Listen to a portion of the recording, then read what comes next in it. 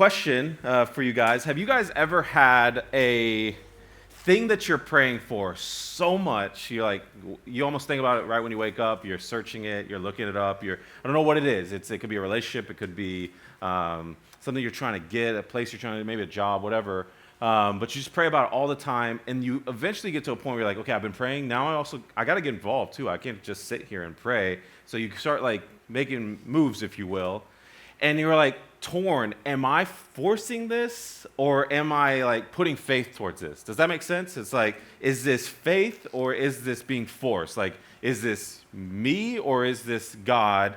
And for anyone ever have some things come to mind like that, where you're yeah, I don't know where it's black and white. I don't know where, am I in the gray or what? For me and my wife, a place where that was happening was in around 2022-ish, 2020, I think 2021, 2022, we were trying to do something people call the impossible. It's called buying a home in Nashville, Tennessee. It's a Mission Impossible 9. It's a great soundtrack. Tom Cruise is actually going to let me do it, but it's this crazy thing of trying to buy a home. And if you guys remember, anyone try to buy a home around that time, you remember this was when, for whatever reason, the whole rest of America decided, I don't want to live here anymore. I want to live in Nashville. And so everyone was moving here, and everyone had way more money than everybody else, especially if they came from the West Coast. Especially if you guys know who y'all are. Y'all came here with all your houses that cost so much more money. So we would put sometimes $10,000, $20,000 more, because we were told you got to do that. But someone would get $50,000 more, and they're like, oh my gosh. And it's hard. Have you guys ever tried to buy a home? You walk into the home, and you're like, this place is amazing. This is it. Or have you ever been on a date before, and you're like, oh my gosh, finally, God, I've been praying forever, finally this is the one. And then it stinks when it actually doesn't work out. And I'm like, this house is right next to one of my favorite restaurants. I love Thai food. This is a sign from God. It's walking distance. It's all these different things, and it just doesn't work out. That eventually, even we would start saying, okay, we'll put $50,000 more. And then someone was putting $100,000 more. It was always closed door after closed door after closed door, that I was like, okay, we have faith, we're responding to faith, but let's up our faith a little bit more. And me and Cheyenne, my wife, we decided the best way to find a home that doesn't have all this competition is to find one before it goes to the market. So we did this wild thing is we decided, let's find some of our favorite homes in neighborhoods we love and just knock on their door and see if they're at all open to selling their home. Now, I don't know if you ever thought about how hard that is to knock on someone's door. There's hard jobs of going door to door. There's door-to-door salesman, that's a hard job. There's Jehovah's Witness, that's a hard job. But have you ever thought about, they would answer the door, sometimes not, sometimes it's a ring you're talking to, and they're like, hello? What would you say afterwards? It's not easy. I was like, do you say oh my gosh, you have such a beautiful home? That's normal. What's my next line? Have you ever thought about that beautiful home being my home? It was so difficult to transition from, why are you here? Are you joking me? You want to see if I'm open to letting you buy this house? And it was shocking to see how many people actually were somewhat contemplating, because some people were like, man, this market's crazy. I bought this house for this much. I could make this much. Maybe I have been thinking about it. I just don't know where I would go. And some people were like, we were thinking about downsizing. Now, some people were like, this is really weird that y'all are doing this. And again, I don't know if it was faith. I don't know if I was forcing it. I like to think I was depositing acts of faith, but I don't know. It's not how it worked out, how we got our house. So maybe it was me forcing it. But I want to ask you, what is that for you? There's a common saying, pray like it all depends on God, and work like it all depends on you. But where does that line end? When is it God and when is it me? When is God doing it and when am I forcing it?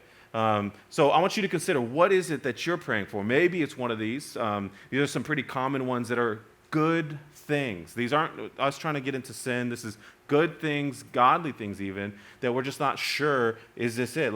Should I marry this person? We've been in a relationship for a long time. Is this the one? Oh, hey, I don't know if this relationship's going the way I thought it was going to go. Should I break up with them, God? But we've been together for so long. Also, they're growing or they're changing, or I don't know, I had a good day today with them, but sometimes it's been a really hard couple weeks. It's hard to know. Sometimes people break up and then they get back together and they get married. I've seen many friends do that. Or should I move to a new city, God? I feel prompted lately. Maybe, am I supposed to go somewhere else? And a lot of you guys, how many of y'all came here because you felt that prompting? I just felt the prompting. I'm supposed to be in Nashville. Any raise of hands? I know for us, I've seen a lot of people. It's like God was prompting us. I don't know. Not a lot of my friends live here. I don't have family here. I just felt like God was prompting me to move here, and I acted on it, and I responded. Or maybe it's buying a house. Is this the right time? Should I rent or should I buy? Should I wait? Is it? It's just hard to know, and we constantly go to God. Or maybe, is this the right time to have kids? Am I ready to have kids? Are we financially ready, spiritually ready? Is it a good time in our season of life? Or do we want to stay married a little longer? Or maybe it's starting a business or an idea you have, something you've been really contemplating. Do you have the bandwidth, or is it time to put the bandwidth? Stay up later, wake up earlier to do it. Is that what God is calling you to do? Or lastly, a couple others. Maybe it's a job you're applying for, a program or an internship, and you're like, if I could get that, it would just help so much. I've been dreaming about this. And ironically, there are some people that are in their dream job.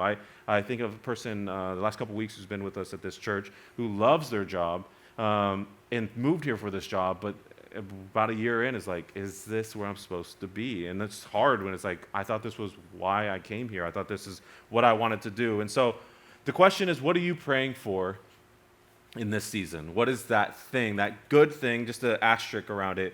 I want to give you 2 minutes to talk to your neighbor about it, but it's a good thing that is out of your control, but it could bring joy or satisfaction to this season. I want to give you just 2 minutes, so that's 1 minute each, to talk to your neighbor and share what is that good thing that you're seeking and praying for, but you're not sure when it's going to happen. You can't fully control it, but it would really bless you if it did. Turn to your neighbor. You got 2 minutes. Yeah.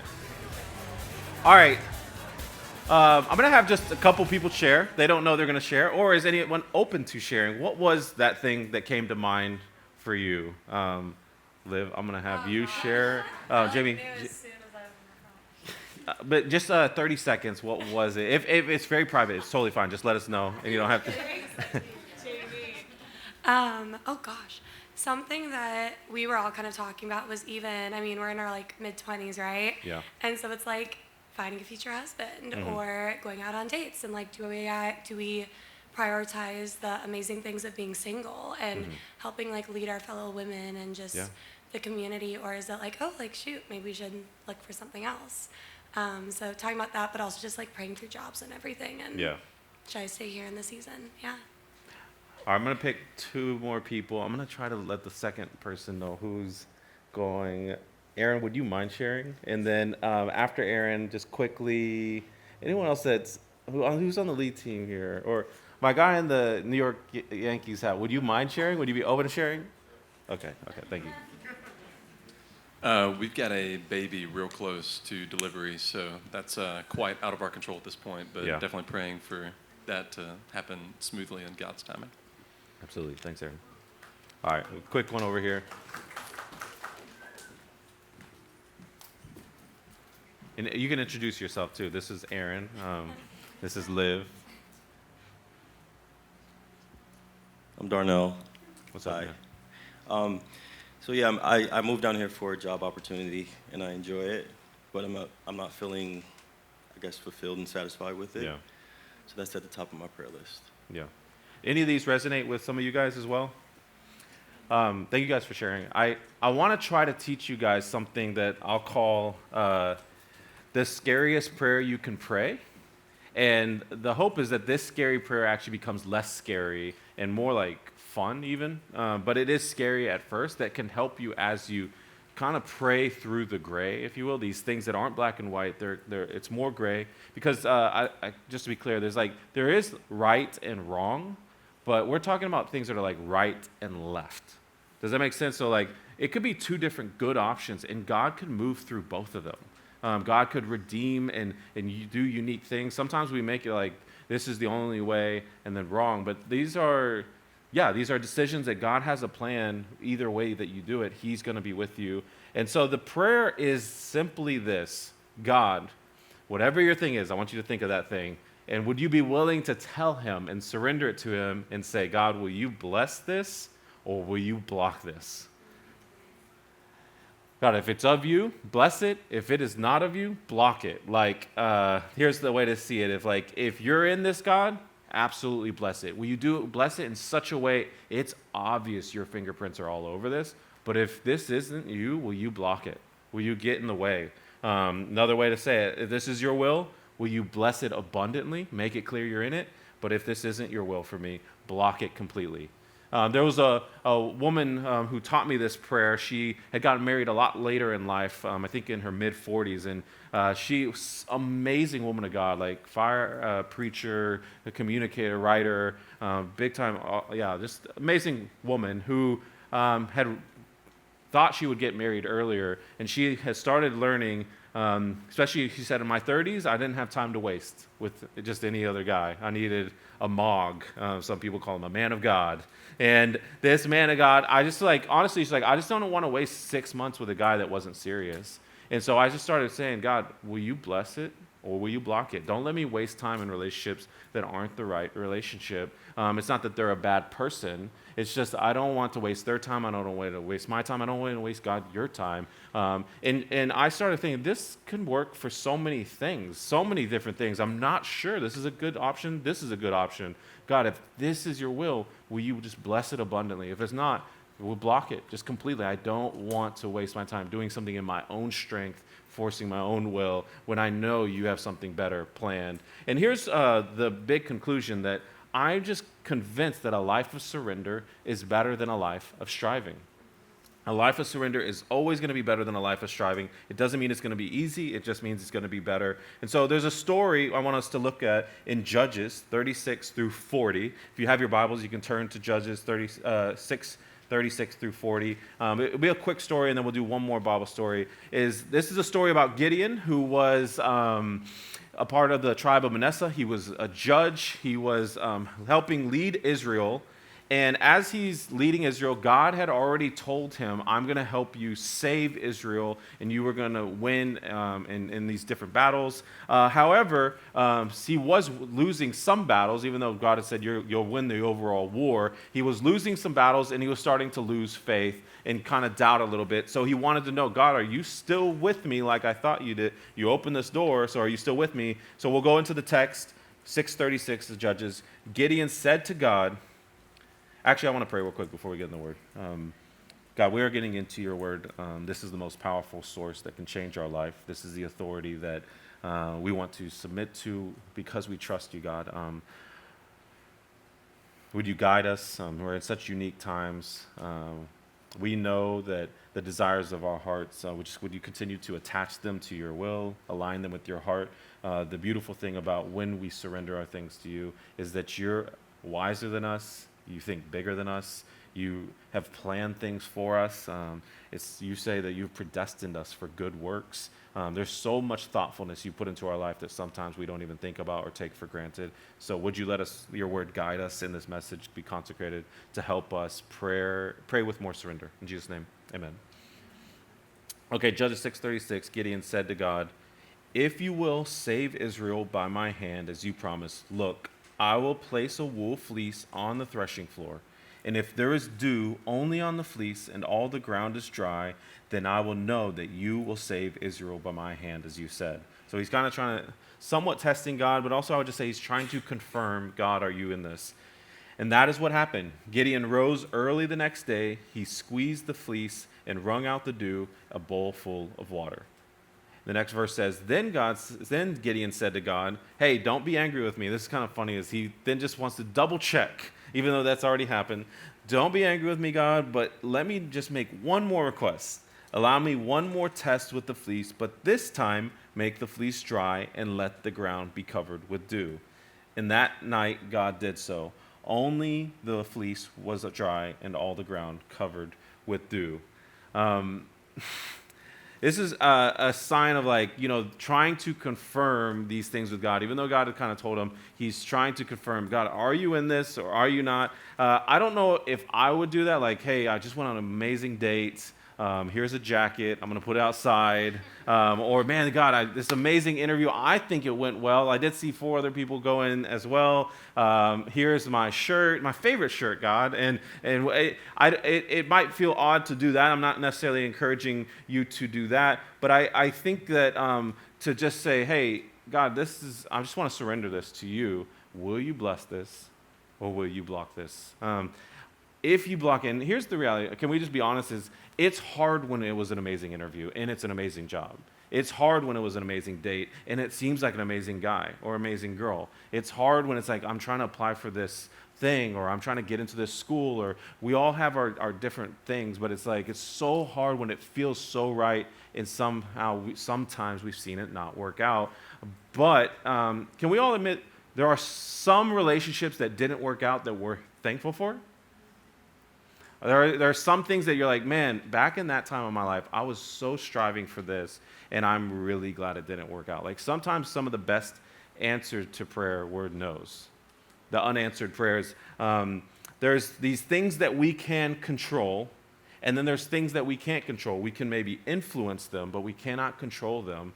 And then especially there's things that we just can't control. And it turns to striving whenever you try to control things that you can only influence, and it definitely turns to striving and exhaustion when you try to control things that you just cannot control. And so what am I saying is I would say instead of trying to control those things, what if you surrendered them? What if you gave them to the best person you could ever give them to? What if you surrendered them to the person who knows you better than you know yourself? They know your story. They know your future.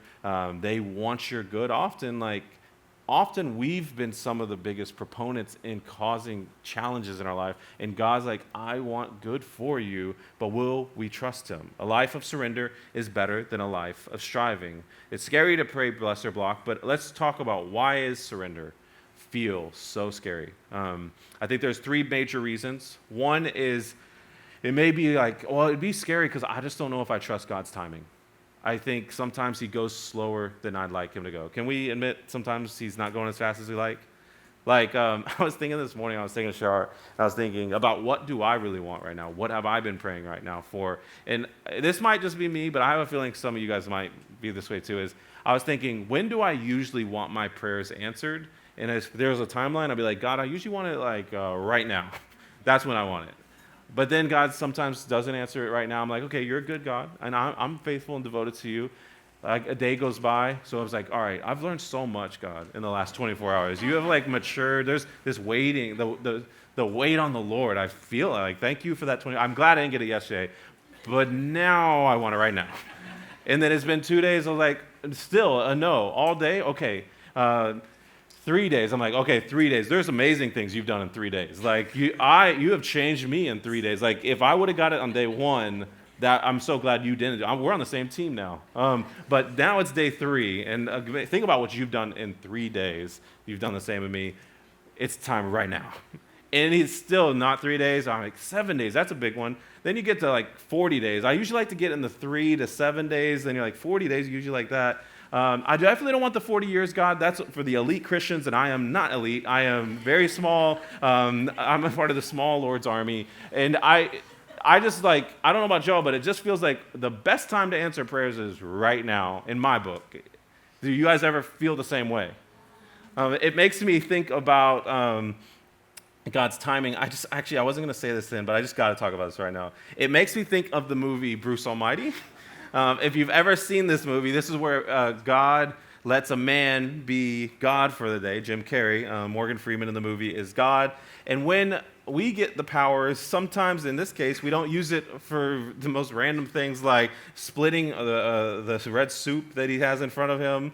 But one of the things is he's got all these different powers that he's generally just using to help himself, by the way. This is always a good test for us, too, because he gets asked, hey, you've had my powers for 2 weeks. How many other people have you helped other than yourself? And he's like, he had not even thought about it. He's like, well, I've been trying to sort some things out in my own life for now, but yeah, you're right. I want to help. I want to help people. And he starts then getting prayers, a lot of prayers. He's at first ignoring them, but all these people in his ear, and he wakes up at different times of the day, and he tries to organize those prayers. And so he puts them all in filing cabinets, but it's ridiculous, taking over his whole home. That he has this idea, okay, no, to make it smaller, I'll put it on Post-it notes. And so he's got all these Post-it notes in his whole house. Then he has the idea, okay, this is still too much. I'm going to put them all on the internet on a computer and download them, where he has Yahweh instead of Yahoo.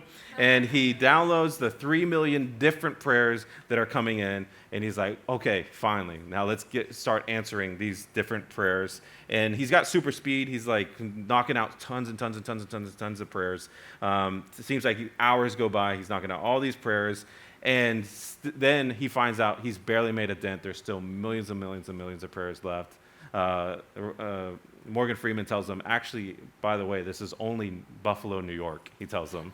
I didn't want to give you too much than you can handle. And he's like, what in the world? How do you get anything done? You got all these people praying. He's like, these whiners, they're just whining all the time in my ear. And he decides, you know what? I'm going to be a benevolent God. And he says, I'm going to just answer yes to all the prayers. I'm going to answer everybody's prayers. So the person who says, hey, I wish I was taller, he's taller now.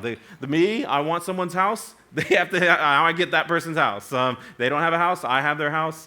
Some people is like, I wish I never broke up with her. I wish I was still with her. Now that she's not married, all these different things. I wish I was a millionaire. It's funny is what ends up happening, because we would think if God just answered it right now, he's a good God. But what ends up happening is chaos. As like some guys, people are like, I won the lottery, but it was only $6, because everyone else was praying that they could also win the lottery, that it wasn't that much money after all, that it just turns to all this chaos. And the irony is, God's timing, maybe he has a reason for it. I know we may struggle with like, oh, I don't know if I trust God's timing, or maybe you think he may be withholding from you, or maybe you question if he's good, or you question if he's at least good to you. You're like, I've seen him be good to others. I just don't know if he cares about me.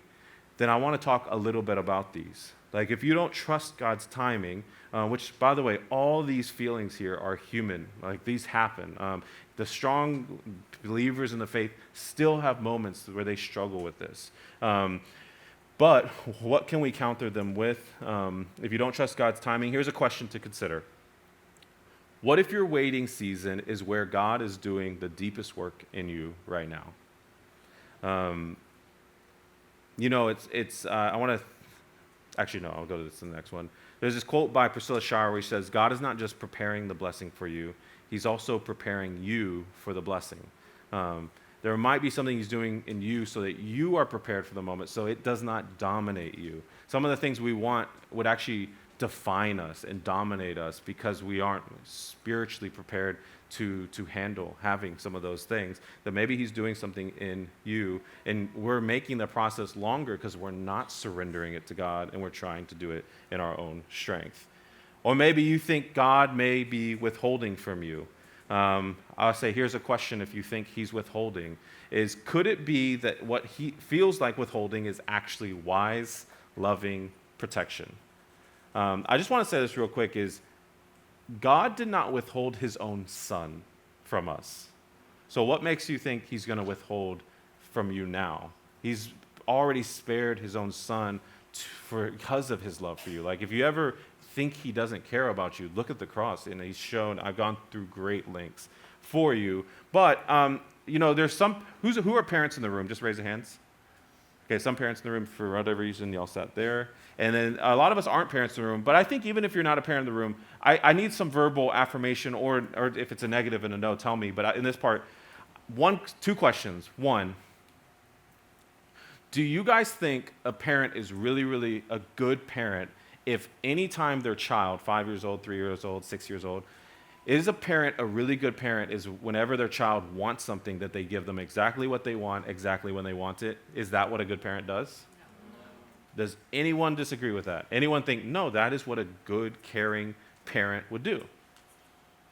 So no one thinks a good parent would do that, but we often, is it true that we sometimes think God is not good because he's not giving us exactly what we want, exactly when we want it? So we would know that doesn't work here, but some reason on a spiritual level, even though he has far more wisdom than a human parent has to a child, far more wisdom, far more knowledge, far more care and sacrifice that he's given for us, we apply something different for God. Maybe he's not withholding. I love this quote by Billy Graham's wife of 66 years, Ruth Graham. Billy Graham's wife said, God has not always answered my prayers, because if he had, I would have married the wrong man several times. Or maybe you struggle and you say, hey, I know he's good. I've seen him be so good to others. I just don't know if he's going to be good to me. Here's something I want you to consider, a question. If you stopped and thought about it, give it just 5 minutes, journaled even about it, how many of God's fingerprints could you find on your life today?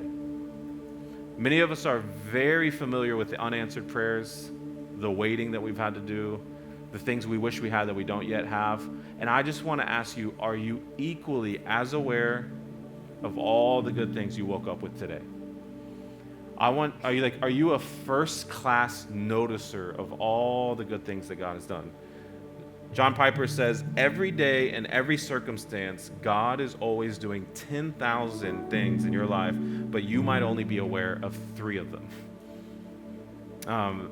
I don't know if any of you guys ever hurt yourself to such a degree that you have to be in crutches. I'm sure many of you guys have been. I've only once had to do that where I was in high school playing basketball, got really hurt, and I was on the basketball team. And basically, one, it struggled with identity a bit because I couldn't play the sport that I was kind of known for playing and doing. But then 2, this is so random, but I just didn't know how much I was going to get made fun of for being in crutches. This is where I learned, if you're a very sarcastic, funny dude, whenever you're in a funny situation, people love to laugh at you. But here's, I don't know if you ever thought about this. If you're a very kind, innocent person, I've seen kind, innocent, little girl, let's say she falls on the ground on accident, and everyone's trying to get her back up. Are you okay? They're so concerned.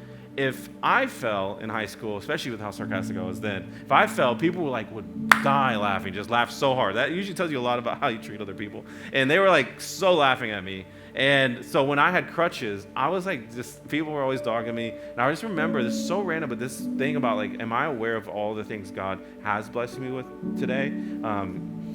I always think of this thought as I was in high school senior year and I had the crutches. We were in the middle of a test. We were already probably 20 minutes in. It's dead quiet, no talking to anybody else. It's a very serious test.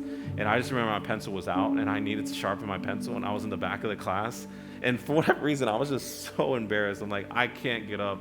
One, it's going to squeak so much. It's going to take so long for me to get to the front, sharpen my pencil. Everyone's going to start giggling and laughing at me. And I'm I just thought, and it's such a simple thought, but I just thought, God, I've never thanked you for having legs, because I used to just get up and sharpen my pencil and get back down. But I just want to thank you that I had working legs for a lot of my life, and I know I will again. But I'm sorry that I've just this is something I've just never thought about how I'm thankful for.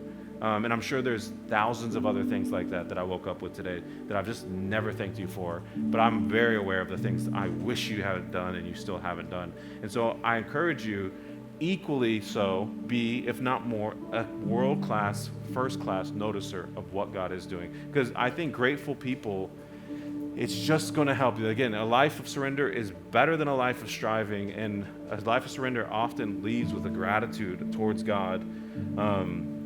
As we close, I just want to share just one more kind of a story. It's about Gamaliel, who was in Acts. Some of us have been going through the book of Acts, and you may have heard this story, and I got to do a short devotional on this. But basically, it's a story about when all the disciples are preaching, and they're leading, and the Pharisees get really frustrated. And basically, I just want to go to what he says to the Pharisees who are thinking about killing him. He says, when they heard the high council was furious and decided to kill him, one of the members, a Pharisee named Gamaliel, who, by the way, this guy was the mentor to Paul, who was Saul, became Paul. He was an expert in religious law and respected by all the people. He stood up and ordered that the men be sent outside the council chamber for a while. And then he said to his colleagues, "Men of Israel, take care what you are planning to do to these men. Some time ago, there was the man Thetis who pretended to be someone great. About 400 others joined him, but he was killed, and his followers went their various ways, and the whole movement came to nothing." So there was this leader.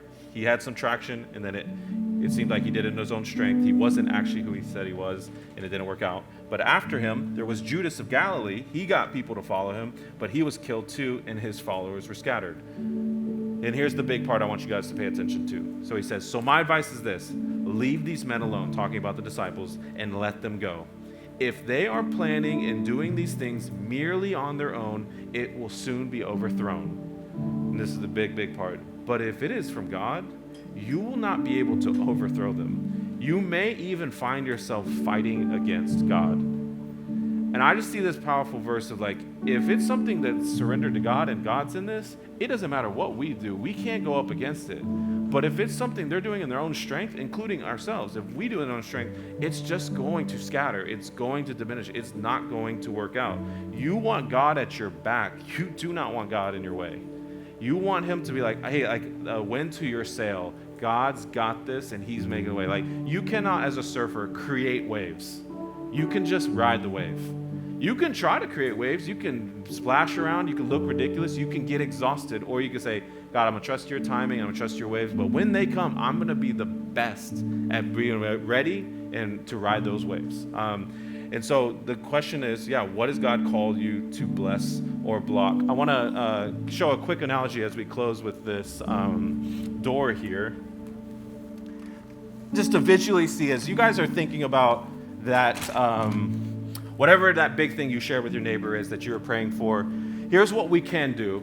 We've talked about doing stuff in our own strength. Sometimes we get tired of knocking, tired of waiting, tired of God not answering. We think he's slow. And so we're like, you know what? I'm doing it. And it might be a relationship. And you're like, I'll settle for this one's good enough. And I'm going to make it happen. Or, you know what? This job, I don't know if it's the right one, but it's better than where I'm at. I'm just going to do this one. I don't sense God's fingerprints on it, but I'm just so tired of that. Or whatever it may be, as a church, we're looking for buildings all the time. We've been in churches where we're like, this is the one, and it didn't work out. There's other ones where like, we could do that. We don't sense God's really blessing that one, and we think there's going to be problems even a year from now. I don't know, and it's hard, but we do it in our strength, and here's what happens. You do it on your own strength. You get through that door, that opportunity, whatever it is that you want, then when you're on the other side, you've got to sustain it in your own strength because you forced it in your own strength. And I'm just telling you, that's like a fast track to exhaustion. That's a fast track to begging and pleading God to save you, to help you, to fix this. And you're like, he's like, of course you got a lot of big prayers. This is not what I had in store for you. This is not what I think is best for you.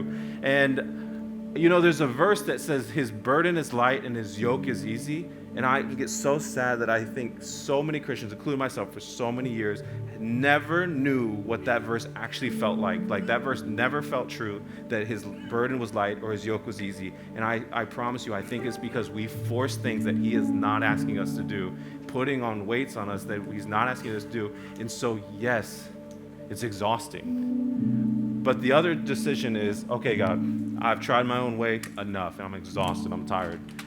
Sometimes I think you go too slow, but I'm going to start surrendering. God, will you bless this or will you block it? I don't want to waste a minute doing wrong things or things that you don't have in store for me. Maybe it's not for me for right now. Maybe it's not for me never, but I trust you. So whatever it is, this big thing, I ask you to bless it or block it. And here's the thing that can happen often is he opens the door eventually, but sometimes we don't give God credit. Have any of y'all ever seen where you finally surrender and God's like, finally, I can trust you with it, and it will not dominate you. It will not destroy you. It will not define you. It's just going to be a blessing to you.